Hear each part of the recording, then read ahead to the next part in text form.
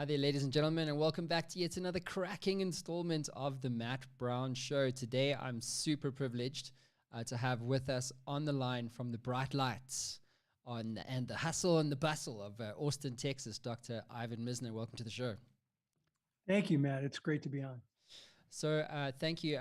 So this is going to be quite a powwow episode, I'm sure. So for those because I know who you are and what influence you've had on the global stage, specifically around BNI and the 20 plus books that you've written. So yeah, it's a real privilege to have you here and to have the audience that I've kind of, given you access to, given them the privilege to hear what you have to say. But I know many of them will be wondering, who you are exactly. So maybe if you could kick us off, Ivan, with the elevator pitch.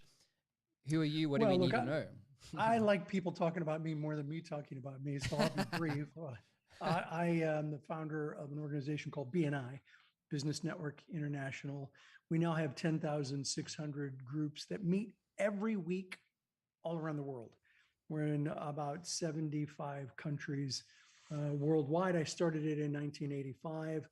And last year we passed somewhere over 12 million referrals for our members. And from those referrals, they generated about 18 billion with a B, 18 billion US dollars worth of business for our members all around the world.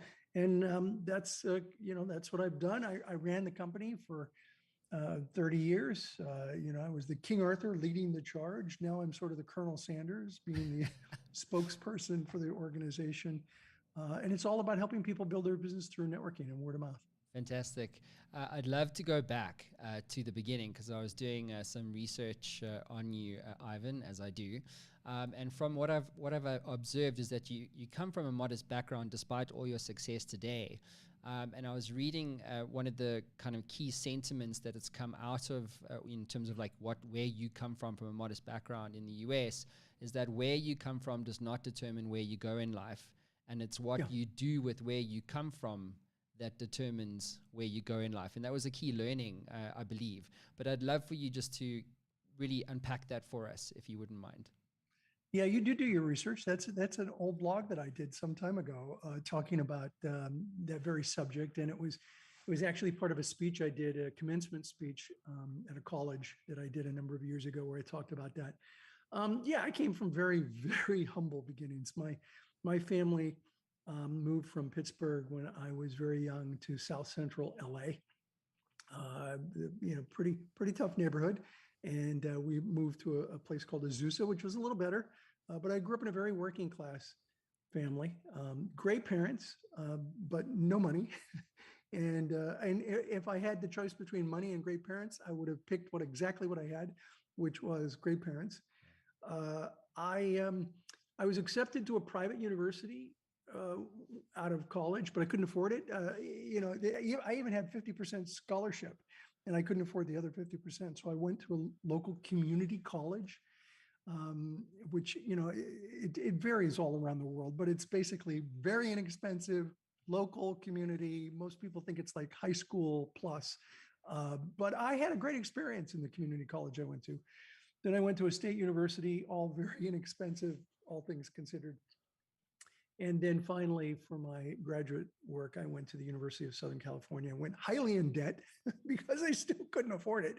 But, I got a really good education. I took my time, got a good education, then went out into the workforce and got some experience on top of that education. But I think, the way you describe it is absolutely right. It's not where you come from. It's what you do with where you come from that really makes a difference.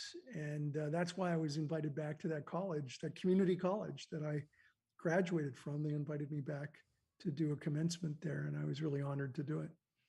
So one of the key things also that came through the research was that as a young man, you had hunger to accomplish something of value in your life.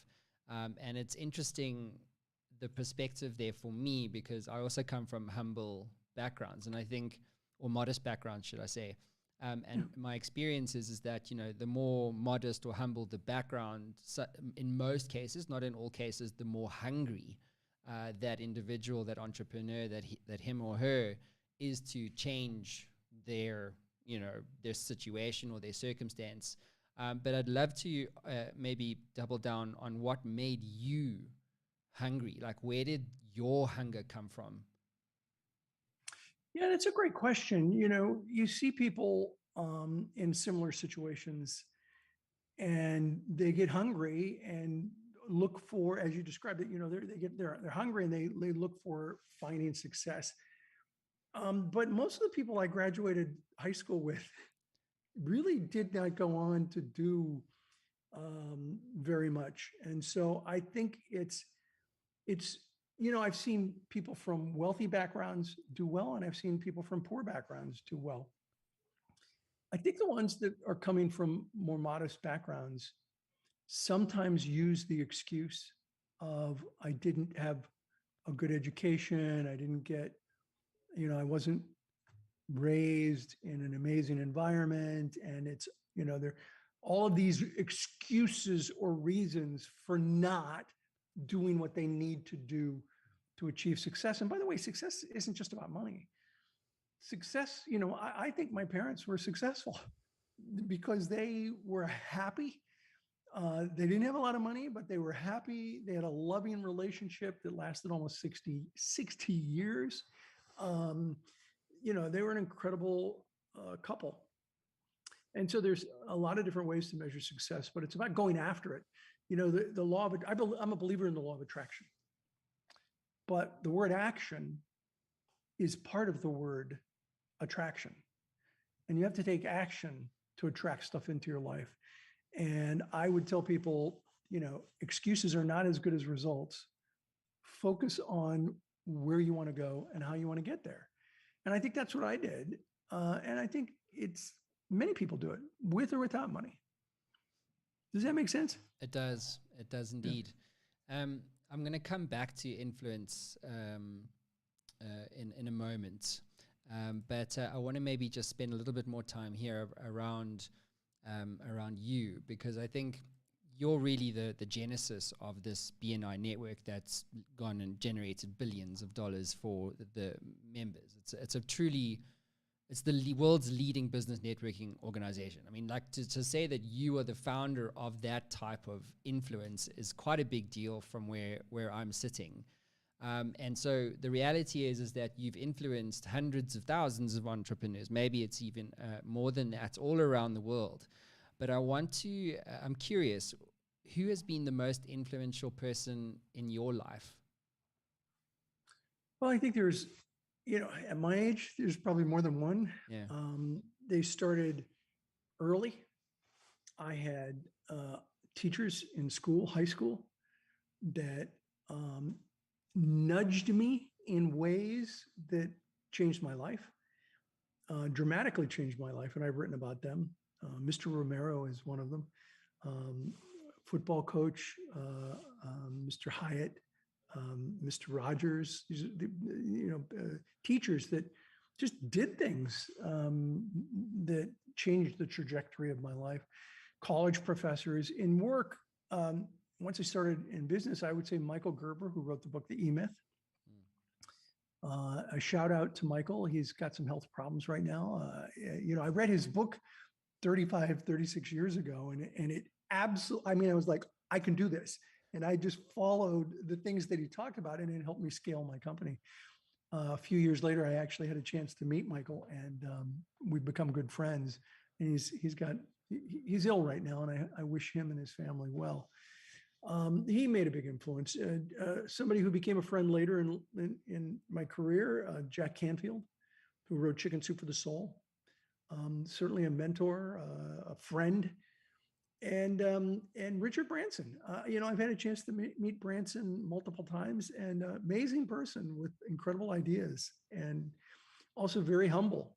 A billionaire who's humble. That sounds like a contradiction, but his ego does not enter the room before he does. Amazing person. So there's a lot of people, but here's the thing. I think we all have people in our life who've made a difference. All of us. We all have people who are in our story, who've changed our lives. But that's not the most important thing, I think, in life. The most important thing is, whose story are we in?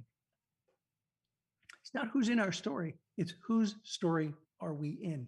Whose life have we changed? Who have we helped? Who have we supported? What have we done positive to nudge people in a direction to be a better version of themselves? That is what makes an amazing life. It echoes what resonates me quite greatly, that last statement, especially because why I do the shows. Because if I think about, I'm going to ask you about legacy now, because this BNI is a huge legacy. Obviously, you're still chairman, but you were still driving that thing for many, many years. And I do this show for legacy reasons, and to make a contribution to society in my own small way. But I do it nonetheless because it makes me feel good about who I am as a human being. And the more that I do this, the more that I meet connectors such as yourself and influencers such as yourself and just ordinary humans doing extraordinary things, the more I transform in the process of having these ordinary conversations. So the way I like to describe it, Ivan, is that the more I podcast, the richer I get. And it's because of the perspective that I get from meeting people such as yourself. And so on the legacy... Can I just comment on a phrase you said, ordinary people doing extraordinary things? Yeah. I think anybody can do that. Yeah, I think totally. any person who feels I'm just an ordinary guy, can do extraordinary things. And I've seen it throughout my life. Where people, and I've seen the opposite. I've seen where people go, well, I can never do what they do because I'm just an ordinary guy. Well, I'm just an ordinary guy who has managed to do a few extraordinary things. And I think we can all do that by focusing on our passion and what we know. I think if you work in your flame versus your wax, you're going to be successful at whatever you do. When you're working in your flame, you're on fire, you're excited, you love what you're doing. People can hear it in your voice, they can see it in the way you behave. When you're working in your wax, it takes all your energy away. And you just hate doing it. And people can hear it in your voice and they can see that in the way you behave. And so the key, I think, is to find your flame and to work in that flame as much as possible. How do you find it though? Because do you find it or do you create it? Because I'm curious about this, because in my book, I recounted stories of ordinary people doing extraordinary things, and this idea of passion and / purpose came up so many times, and I know it's come up in your life, I'm sure, through meeting entrepreneurs all around the world. But do you find it? Do you create it? And how do you find your flame? That's a really good question. Nobody's ever asked me that question. Really? And I think it's a powerful one. Okay. I think the answer to it is either. You can find it or you can create it. And by the way, if you create it, you kind of find it too. You know what I mean? You find something, you go, "Ooh, this nugget is interesting. I can do more with that." And so I think to answer your question, because nobody's asked me this, so I'm thinking it through as we're talking. Yeah, go for it. I think you find the interest, if not the whole package, and you pursue that interest and then create something amazing from that interest. So it starts with finding what you feel like you're passionate about. I mean, for example, I wanted to be an attorney for many years. I was accepted to law school. And at the last minute, I thought, you know what? This is a dream I had when I was a kid. It's not necessarily the dream I have now.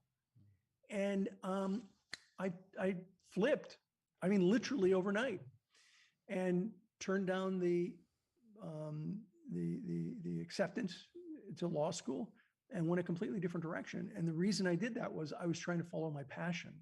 And I realized that was no longer my passion. So that's the key. Find your passion and then either create it or build on what's out there. Yeah. I think the thing is, for what I've learned, Ivan, and maybe this will resonate with you or maybe it won't, but my thing is, if you're going to go on this, because this is a big life question, right? What lights me up? What's my flame? And oftentimes I find if you keep asking yourself, if you put a question into the mind that is not immediately easily answerable, it actually causes you stress. And so you start to procrastinate because you don't know why. What's your why, and so you wind up not taking action. And what I've found in my experience is that if you want to find your purpose, go and take action against something that you think it might be, because if you know, because maybe it'll suck, you know, and good if it sucks, because then you know what it's not. And I think that's as powerful as knowing what it is. Couldn't agree more.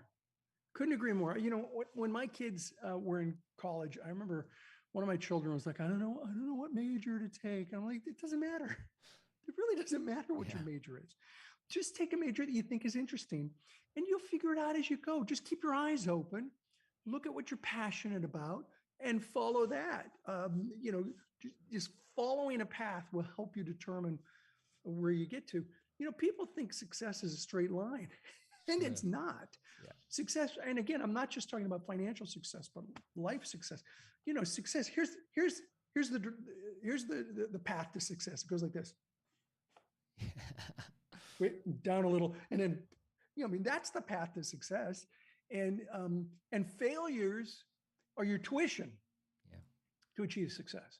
And people look at me and they think, oh man, this is just really successful. You have no idea how many times I failed along the way. How many times I mean, I even talked to bankruptcy lawyers at one point because things were so challenging. And, you know, people just see the success. They don't see the journey. And taking that journey is important because it tells you what you don't want as well as what you do want, which was your point. Yeah, absolutely. It's a stock market graph as opposed to a hockey stick, you know, like the Bitcoin price. That's not what reality is. And, you know, to your point, I've spoken about this on the show quite a bit, and that the perception is that, you know, it's an overnight success. Like you, I know you started it in 1985, but you know, in 1986, it was probably amazingly successful, right? Because otherwise, how could it be BNI? It was okay. It wasn't. I know. But I tell people I'm a 20-year overnight success. Yeah, but this is it. This is my point. This is exactly it. It takes, you know, 20 years to become an overnight success. Yeah, exactly. And I think all too often people are, especially, you know, when you come out of college, boom, you want to be successful overnight. And it is the rare exception that happens to. I'm certainly not that. It took me a long time to build a successful global enterprise. I mean, we didn't even become international for 10 years. It took us 10 years to go international. That's crazy. So on the passion side of things, your flame, in my research, you said that, you know, in 1985, when you started BNI, you really wanted to be a connector, and that was your focus, to connect people. I wanted to I'm curious there around why connect people? Like, what led you to that? Was that just something that was your intuition that you were using as a kind of an intelligent way to figure out, actually, you know what, I want to connect people? Or was there something more external that drove you to that outcome? Well, I realized that networking was really all about relationships. Networking is more about farming than it is about hunting. It's about cultivating relationships with people. And we don't teach this in colleges and universities anywhere in the world. It's just not taught at universities. Although I just had a conversation with the dean of an MBA program here in Texas, Concordia University, and they're talking to me about teaching a course on social capital and networking. And I'm really excited about that possibility. But because we don't teach it, we use networking as a face-to-face cold calling opportunity. Hi, my name's Ivan. Let's do business. And, you know, people go straight to selling. And what it needs to be instead is about building relationships. And the way you build relationships is to help people. And the way you help people is to connect people together. You put two people together, now you've got a couple of people that really appreciate you and what you've done for them. And that builds a relationship. It's like a friendship. What's a friendship about? You know, a friend is somebody who's helped you, who's been there for you, who's supported you. In business, there's a lot of similarity. You know, you have somebody in your personal network, they're there for you, they support you, they help you. And so becoming a connector is about helping people. And when you help people, you build their business and your business. It's about that principal core value that we have in BNI called giver's gain. Yeah. And giver's gain is more than a phrase to me. It's a way of living one's life. It's a perspective to view and interact with the world. It's an attitude, not an expectation. And when it's applied properly, it'll change your life. And when it changes enough lives, it'll change the world. That's amazing. So practically, how does Givers Gain work? So I know you've got chapters all over the world.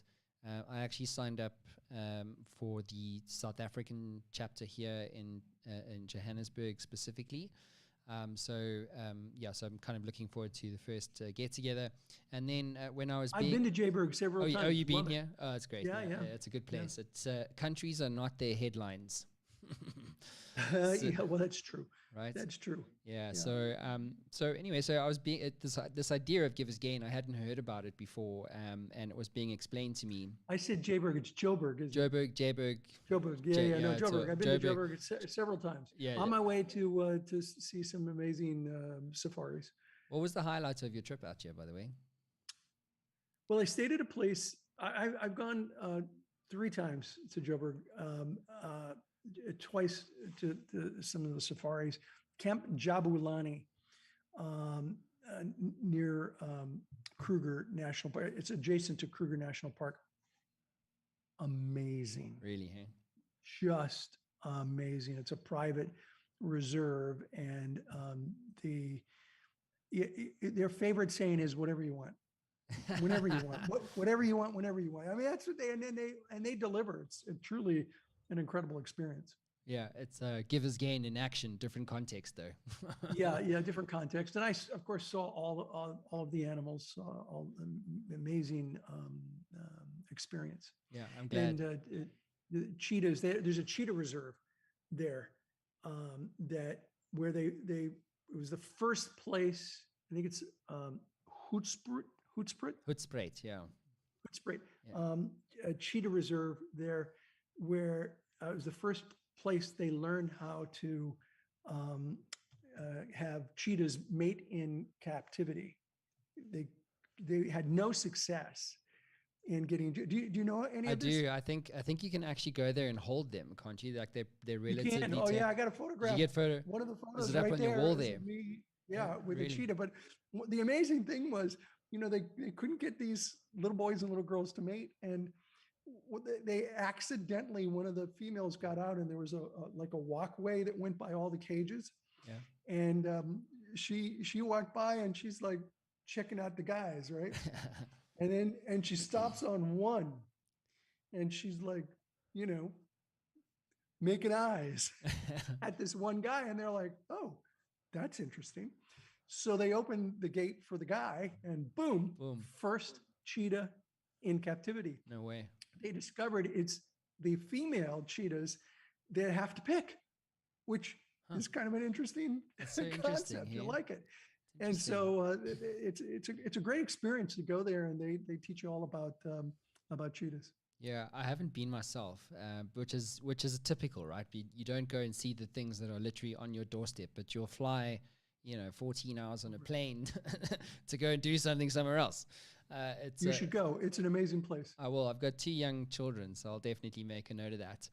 Going back to Givers Gain, I'd love my audience to understand practically, because if I can get more members onto the BNI chapter here in South Africa and all around the world, where my audience is, I'd love to lend a hand there. So practically, how does Givers Gain work? I mean, I know you said that it's an attitude, not an expectation. So let's just say an entrepreneur goes to a chapter in Austin, for instance. What exactly happens at one of these meetings within BNI? Well, I mean, the process is that whether it's in person or online or a hybrid, we've got all 3. But most of our groups are going back to in person now. And the way it works is you have open networking for a little while. You mix and mingle with people, meet some of the members. Then you sit down, you start the meeting. And we start by going around, and everyone has a chance to give a brief introduction about who they are and what they do. And it depends on the size of the group. It could be anywhere from 30 seconds to a minute, where you get to say who you are and what you do. And then we have a few administrative things that are done. We have a speaker. The speaker is always a BNI member who gets to speak longer. It's called the feature presentation. And again, depending on the number of members, anywhere from 5 minutes to 12 minutes, they can talk and take questions from the members. And then we have the most important part of the meeting, which is the referral part of the meeting. And we go around the room, and everyone who has a referral will stand up and say, I've got a referral for Matt. Somebody could use your products or services. Here's their contact. You can use my name, give them a call. So they're referrals, not leads. It's not like, I think somebody needs your business. It's not that. It's, I know somebody is interested in talking to you. Here's their name and number. And that's the way it works. So the 12 million referrals we're talking about are overwhelmingly legitimate referrals where somebody is looking for that business and then the person follows up. Now, the closing ratio on a referral is dramatically higher. I mean, dramatically higher than the closing rate on a lead or an ad, which, by the way, I'm not opposed to advertising. I believe in advertising. I just think that networking, word of mouth is a form of advertising, and you should plan it the same way you plan your other forms of advertising. So that's the way a meeting goes. And that's how we know how many referrals are passed, because we track them. And then we know how much business is generated because the members input that data into what we call BNI Connect.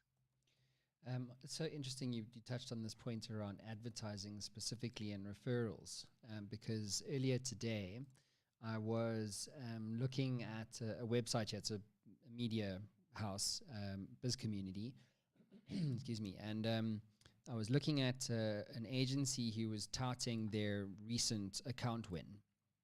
And in the creative space, I used to work at Ogilvy and TBWA, and I know the guys there very well. The agency space is interesting in terms of new business because it's weird. It came from Ogilvy from the 50s, where you have to pitch on the account. So essentially, as a creative agency, I'm sure you know, you're pitching and you're putting all your time and your resources on a bet, which is what it is, on the fact that the client will choose you. So it's kind of like gambling where the house always wins. And I put a tweet out about this, and I was saying, like, the house always wins. It's gambling. Pitching is stupid. But with referrals are is a situation where it's the highest compliment you can receive, and it's like you always win with the referral. It's way more valuable than, say, trying to acquire a net new customer. But the idea for me here is around network effects. And recently I had a network scientist on the show. His name is Albert Laszlo Barabazi, and he wrote the book, The Formula. And he literally studied networks and what makes a network work. And one of the key things, Ivan, he was describing to me was that performance drives success in most cases. But when performance can't be measured, networks drive success. And when he said that to me, it was like a eureka moment that kind of went off in my head, because I was always curious, well, what makes a network like BNI actually work? Yes, there's givers gain. Yes, there's referrals, but there's a science behind it, and it wasn't studied formally until Laszlo and his team took a stab at it. But I know there's a network scientist view, and then there's the founder's view of BNI. So I'd love to maybe ask you a question, which is around, why does this work? In principle, why does a network work? Does he say that networks can't be measured? No. He measured networks. Like, he measured all types of networks. Yeah. They can, Okay. like, now there's so much data. This is why his book, The Formula, was so interesting, because for the first time, there's just so much data around networks and why they work. And so he landed on the fact that networks work. Yeah. And so if you don't have the ability to perform, get a network. Yeah, well, I think networks definitely work, but they work in a way that may not seem completely obvious at first. I mean, I had somebody who once said to me, "Look, I don't get it. I've gotten a lot of business from this group, but it's all been a fluke." And I said, "Well, how's it been a fluke?" "Well, I mean, one of the members just happened to bump into somebody who expressed an interest to them, and in the kind of products or the kind of services actually that I provide, and that conversation took place, and then I got this referral. But it was a fluke that those two met and started talking about this." I said, "Was it really a fluke?" "Well, yeah, it was a total fluke that they met." "Yeah, but how many meetings have you gone to? How many years have you been a member?" 3 years. "So that means you've gone to how many meetings?" 150. Like, there's no fluke. You've gone to 150 meetings. This person trusts you. Was it a fluke that they met that person? Yeah, but they might meet somebody else. The fact is they trust you. And when they meet somebody, they're going to refer you if that person expresses any kind of interest. That's not a fluke. That's hard work. The secret to success without hard work is still a secret. It doesn't exist. And there is a direct connection between you building the relationships in a network and you generating business. It might look like a fluke, but it's not a fluke. It's the hard work that you put in to build the relationships. Yeah. So earlier on, you mentioned that you believe in kind of attraction. And in your book, the connector effect, obviously co-authored with Graham and Robert, but you talk about the connector effect being as, your ability to attract people to you. So I'm curious, how do you attract someone to you? Yeah. A couple of things. I mean, first and foremost, I think it's really important in a networking environment to be more interested than interesting. The second thing is to understand that a really good networker has 2 ears and 1 mouth and should use them both proportionally. A good networker is like a podcast interviewer. You're asking me questions and you're just allowing me to elaborate. That's what a good networker is. A good networker is somebody that just asks questions and pulls information out of somebody, because people, in business, they want to talk about their business. They want to talk about themselves. And a good networker is kind of like an interviewer. They get people to open up and talk. And I think that's one of the secrets of what you're talking about, what you've described. Can I maybe go back a step around, because for me, the law of attraction is very much around what you put out to the universe. So for me, there's a strong tie in between the principle of giver's gain and then what you contribute to the world. And most people, I say most, a lot of entrepreneurs are in this situation, especially when they're in survival stage. Like you mentioned, every chapter 11, I understand cash flow. Anyone that's run a business for any period of time understands that this is like the normality of it all. And so it's very easy to be so self-absorbed about the struggle that you are in when your business is in survival mode. So it's logical, or maybe you rationalize why you cannot give because you don't have anything to give. Does that make sense? So what's your advice to an entrepreneur who's potentially in the struggle right now, taking grenades in the trenches? What's your advice to that person around contribution? Yeah, look, I think you give from your saucer, not your cup. And as you become more successful and your business overflows, you're able to give more and more. But the kind of giving that we talk about certainly in BNI is not just giving your own business, which your cup might not be overflowing, but you can give ideas, you can give resources, you can give referrals. What's it cost for me to give you a referral? Wait, let me think. Oh, nothing. It costs me nothing to give you a good referral. What's the benefit to you?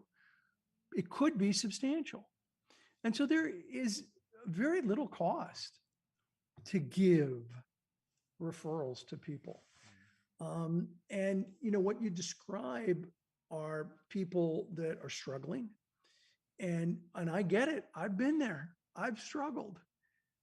What I learned is that desperation is not referable. If you want to get referrals and you come across as desperate, you're not going to get referrals. You're not going to get referrals. So you gotta kind of put that aside, do the things you got to do to get the business to keep you afloat, and build relationships over time. Do your advertising, do your cold calling if you have to. Oh God, only if you have to. I cold called long enough to know that I don't want to ever do it again, but I also did it until I could build my business. So you do that stuff while you're building your referral business, which takes time. Networking is a marathon, not a sprint. And so it takes time. And in that time, don't come across as desperate because it's not referable. Most people struggle with asking for what they want. I was speaking to someone in my business recently, and they're like, I really hate asking for what I want. Like, I find that to be a difficult thing. Like, I don't know what it is. Like, I don't want to go to Ivan and say, come onto the show. You know, that sucks for me. Or what I'm using that to paraphrase. But it's difficult to ask. But I think if you have a process to follow, things become a little bit easier to ask for what you want. So is there a preferred method or a series of steps, Ivan, that you recommend someone follow when asking for a referral? Yeah, so I would do a reset of the mindset. Instead of asking for what you want, view it from the perspective of sharing what you can do to help. You know, it's not about, I want a referral, I want a client. It's, if you know someone that needs this help, I can do that. It's just a mindset shift. In a way, it's focusing. Andy Bounds, a friend of mine from the UK, calls it the afters.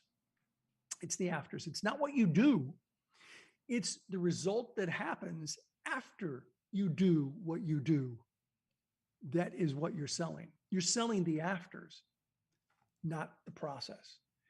And so focus on the afters. Focus on what life will be like for this person in this issue after you do what you do. So it's not about asking for referrals. I mean, it is, but it doesn't have to be that way if that makes you uncomfortable. It's about sharing how you can help people and letting people know that these kinds of referrals, the kinds of referrals where you can help other people do what they want to do. Great stuff. Thank you for that. When somebody's interested in BNI, I don't tell them, hey, look, you got to join. It's going to really make a big difference in your life. I talk to them about, hey, do you want more referrals? Would you like life to be a little bit easier? Would you like to create a system of referrals for life? Something where you are able to get referrals on a regular basis, where you can be on vacation and have referrals come through your door, have business come through your door. You know, that's the kind of business that most people want. If that's something that's of interest to you, then check this out. That's not a hard sell. That's hey, if this is of interest to you, you should check it out. So I also came across in the research that Forbes, I believe, voted you as the Humanitarian of the Year, which I suppose is John Maxwell. Was it John Maxwell? Okay. How did that come about? Actually, I take it back. I'm sorry. John was the Transformational Leadership Award. It was it wasn't Forbes. It was Red Cross. Red Cross. Sorry. Yeah. Yeah, Red Cross. It was the Southern California Red Cross. My late wife and I really supported the Hurricane Katrina disaster many years ago, and named us Humanitarians of the Year back in around 2005 or 6 or something like that. It was very nice of them. And it wasn't just us that supported Katrina. We kind of rallied the troops with BNI, and BNI was the single largest contributor to the Hurricane Katrina efforts in this regional office of the Red Cross. Well, congratulations on that. Yeah, thank you. Yeah, I'd love to be called Humanitarian of the Year. That seems a long way off. You don't have enough gray hair yet. You need more gray hair. Yeah, I know, right? I know. Silver Fox, that's what you are. So obviously I touched on the amount of books that you've written. So you've written 26 odd books, I believe. Yeah, but who's counting? But who's counting, right? I mean, yeah, I've only got another 25 to catch up. So I'm curious, what drives you to continue writing? Two things. One is I have content that I want to share, information that I want to share. They're not all books on networking. Many of them are on different aspects of networking. But one of my last books was on who's in your room, a concept that I wish I hadn't written the book. I wish I had read the book when I was a teenager, because I've had a good life, but this would have really shaped my life even better, quicker. this book about surrounding yourself with the right kind of people in life. Who's in your room? I'm working on another book now called Infinite Giving, which is, I'm sorry, Infinite Legacy. One of the books I did was Infinite Giving. A follow-up is Infinite Legacy, which talks about one's legacy in life. So, I mean, I do the books to share information. And, okay, so here's the secret part. Don't tell anyone, Matt, okay? Always. All right. It's not live. To get interviews. Yeah, Right. we'll edit this out. It's not live. To get interviews.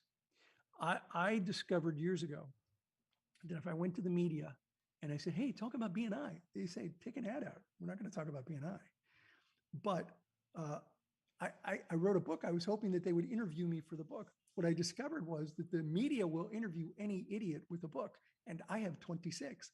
So I get lots of interviews to talk about the content of a book. And along the way, people ask me about BNI. Now, you invited me to talk about BNI and about my background. And I get more of that now. You know, the more gray hair I get, the more I get the legacy-like interviews. But I wanted to build my brand. And one of the best ways to build a brand, I suggest, is to write a good book and then go out and talk about it. And when you do that, people are going to invite you to do more interviews. Yeah, I think a book is the best business card you can ever have.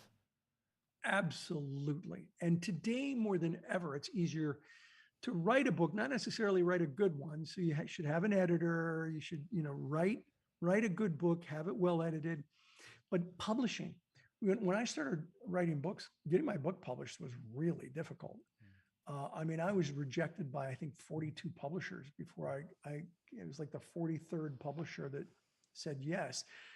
And by the way, that book has sold it's sold like 250,000 copies. It's been translated into 10 languages.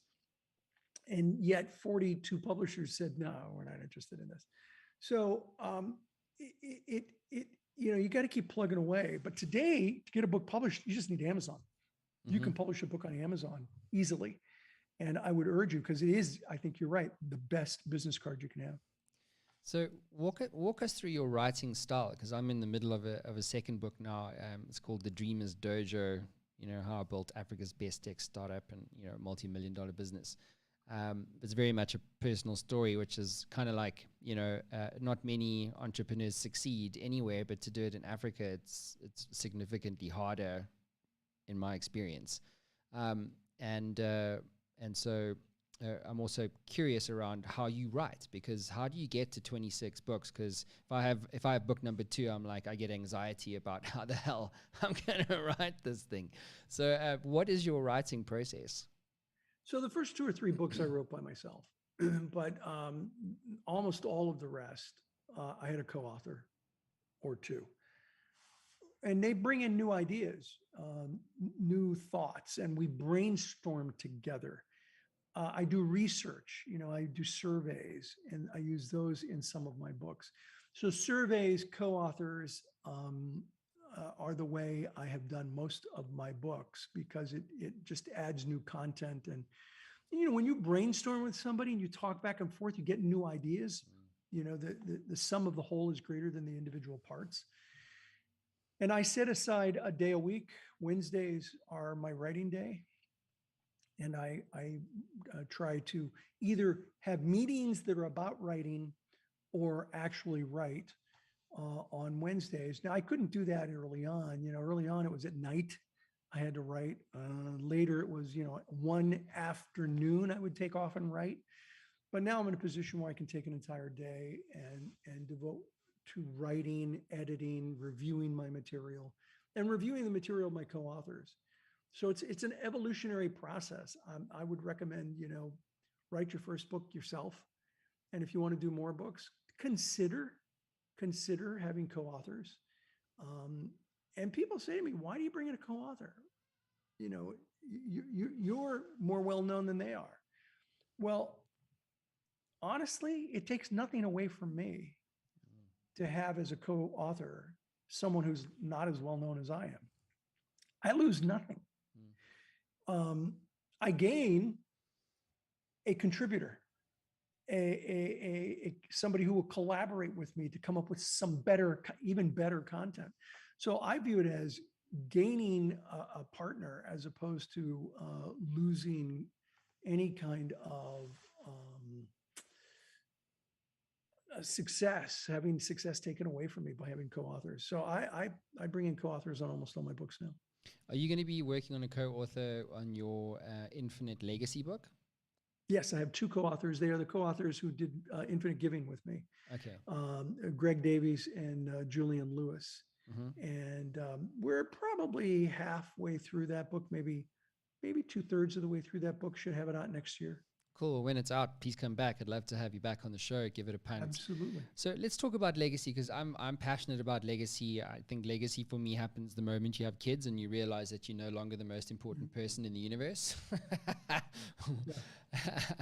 But what is the role of legacy now in your life, Ivan? Well, let me talk about the first statement you made, starting with kids. I talked to Richard Branson about this the last time I was on Necker Island, and that was one of the first things he said was your family, they're your legacy. They're the first circle in the concentric circles of your life. And your family is an important element of your legacy. And people, he said, look at me as a billionaire, and they think that I have this other legacy, which I might have. But the truth is my legacy begins with my kids. And I thought that was interesting that Richard would talk about his children as one of the most important elements of his legacy. So you're in good company if you believe that, because he certainly believes that. And I got that firsthand from him. All right, what was the second part of your question? Because I got caught up on the first hand. No, that's cool. It's a showstopper when you start to. Do you have kids of your own, Ivan? I do. I have 3. Really? I have 3. So they're your legacy. They are, absolutely. I would agree. Your children are your legacy, but they're part of your legacy. At least for me, I think they're part of my legacy. And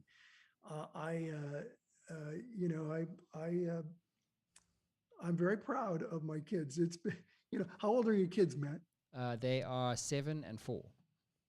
Okay. Mine are 35, 30, and 28.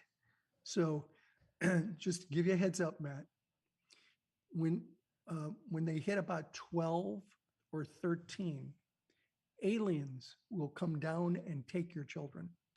They replace them with somebody that looks like your kid. It sounds like your kid. It's not your kid. Not your kid.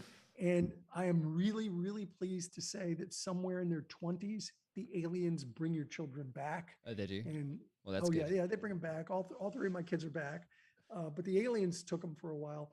My eldest, when she was 17, she actually said, this is not a joke. She actually said to me, Dad, you're not only not with it, you're not even near it. I'm like, all right, you still have to be home at 10 o'clock. I don't care. Yeah. So, and I said to her at that point, I said, look, I'm not your friend. I'm your dad. Yeah. And so there have to be guide rails for your life. And I remember saying to her, someday, I hope I'm your friend. But first, I have to finish raising you. I have to guide you and coach you. And someday, I hope we are friends as well as parent-child. And, I gave her away in marriage just last month. And I was so honored to say, this is my eldest daughter and my friend. And I told the 17-year-old story. She didn't like that. But. Oh, really? Well, you spoke about success earlier. Success and legacy are almost like two sides of the same coin. It can be, yeah. In some respects. And for me, it's like if success in one respect is, if your children choose to have you in their lives once they leave, like once they leave your custodianship, if you like. That's like the ultimate gift in many respects in terms of legacy. Yeah, I think you're right. And I'm really blessed that all 3 of my children are still very much in my life. And I am very much in their lives. And that is an important part of legacy. I think legacy does go beyond your children, but I think that's the inner circle of the legacy that you leave in life. In the book, we quote Jean-Paul Sartre, who who wrote, we it's a close variation of his quote. We all die too soon or too late, and yet our life is complete at that moment, with a line drawn neatly under it, ready for the summing up. We are our deeds in life and little more. And I think that really summarizes much of our thought on the legacy book, that your legacy is how you live your life. That's your legacy, how you live your life with your children, with your spouse, with your business associates, with your friends. How did you treat them? How did you live your life? Whose story are you in? That's part of the legacy that you can live in life, lead in life. And this book is not written for millionaires. And honestly, most of the stories are not about billionaires or millionaires. We wrote this book for the every person, for anyone who wants to understand that they too can leave a legacy, even though it might not be a billion-dollar foundation. There are many other ways to leave a legacy in one's life. And that's the purpose of this book. It's really aimed at the average individual. Yeah, I think legacy is something many of us don't think about almost until the end. Yeah. Like if you think about, it's interesting for me because, how you live your life, we all make mistakes like you touched on earlier. And in many cases, we're making big mistakes that affect people negatively, drugs, alcohol, abusiveness, incorrect, like selfishness. We all have these human, let's just say, traits at some point in our lives. And so what happens is every time you have one of these sort of negative experiences that you make a decision that negatively impacts somebody else, you're essentially topping up that regret bank account. And oftentimes if you don't address it, like on your deathbed, you're gonna have to cash that check in, Yeah. And the how it's so important to make amends to people and to reflect on, what were the consequences of this action that I took? And it's such a powerful tool. It's a skill for me as an entrepreneur because, business is about people, this. And if you can know people, know business, like that's how it is. Right. And so the skill is about getting the best out of people, but sometimes you have to make the hard decisions, and it negatively impacts people. It's the sum is greater than, like all the moving parts. So this is a really important thing. So Ivan, just a couple more questions for me, or for you rather. But if you could get into a time machine and go back all the way to 1985, day one, I'm founding BNI. I'm going to connect people, and Ivan, who is from today, goes back to Ivan when you're in 1985. What's like a piece of advice you would want to give yourself looking back now about life or business? Live your values. I had a very specific set of values. Some have evolved over time and become more in the forefront.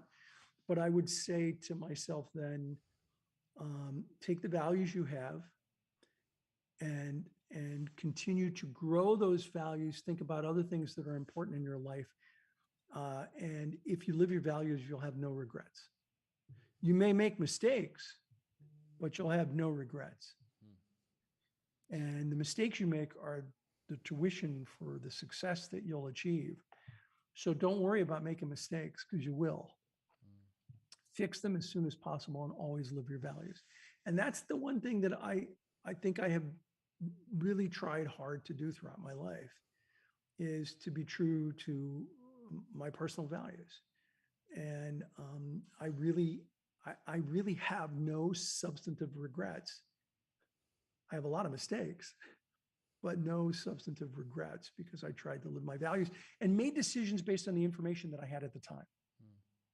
See, sometimes we make decisions and we have inaccurate information, and then we beat ourselves up for making the decisions. Like, did you make the decision with the best information you had? Mm-hmm. Did you lie and cheat when you made that decision? Well, then if not, if you didn't lie and cheat, if you didn't, push the envelope on ethics, and you made the decision based on the best information you had at the time, don't regret it. That's your tuition. Learn from it. Yeah, absolutely. Ivan, one more question and then we'll let you go.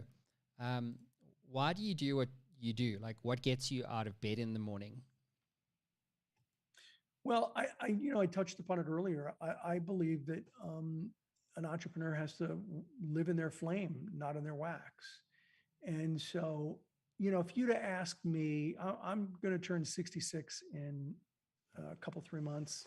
And if you'd asked me when I was in my 30s, do you think you'll still be working at 66? I would have probably said, no, probably not. I'd be retired. But I could retire today if I wanted. But I love what I do. I'm passionate about what I do. I want to make a difference in people's lives. I want to share my experiences, good and bad. I want to pour into people, help them be a better version of themselves.